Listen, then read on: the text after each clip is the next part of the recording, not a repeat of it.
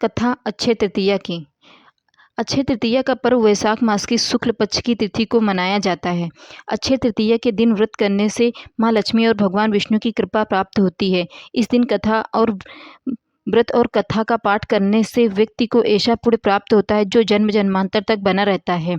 अक्षय तृतीया पर इस कथा का पाठ सुनने से विशेष रूप से लक्ष्मी की प्राप्ति होती है। प्राचीन काल की बात है कि एक छोटे से गांव में धर्मदास नाम का एक वैश्य रहता था। वह बहुत ही गरीब था और अपने परिवार के भरण पोषण के लिए सदैव चिंतित रहता था।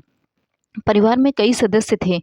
आर्थिक तंगी के कारण जीवन कठिनाइयों से भरा था, किंतु धर्मदास का हृदय धार्मिक प्रवृत्ति का था। वह सच्चे मन से देवताओं और ब्राह्मणों की सेवा करता था और सदाचार और धर्म का पालन करता था। एक दिन धर्मदास ने एक संत से अक्षय तृतीया व्रत का महत्व सुना।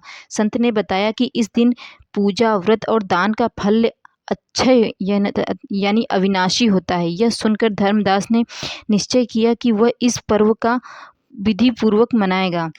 अक्षय तृतीया के दिन वह प्रातःकाल उठकर स्नान करने के बाद उसने विधि पूर्वक देवी देवताओं की पूजा की। फिर अपने सामर्थ्य अनुसार जल से भरे घड़े, पंखे, जौ, सत्तू, चावल, गेहूं, गुड़, घी, दही, सोना, वस्त्र आदि सामग्री एकत्रित कर ब्राह्मणों को अर्पित कर दी। धर्मदास के इस विशाल दान को देखकर उसकी पत्नी और परिवारजन चिंतित हो उठे। उन्होंने कहा, यदि तुम सब कुछ दान कर दोगे तो हमारा पालन पोषण कैसे होगा? परंतु धर्मदास ने आत्मविश्वास से कहा, जो भगवान को समर्पित किया जाता है वह व्यर्थ नहीं जाता। यह पुण्य मेरे और मेरे परिवार के लिए अच्छे फल देगा।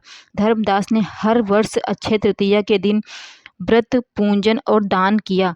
वृद्धावस्था होने से कई रोगों से पीड़ित होने के बाद भी उसने व्रत, पूजन और दान का क्रम नहीं तोड़ा।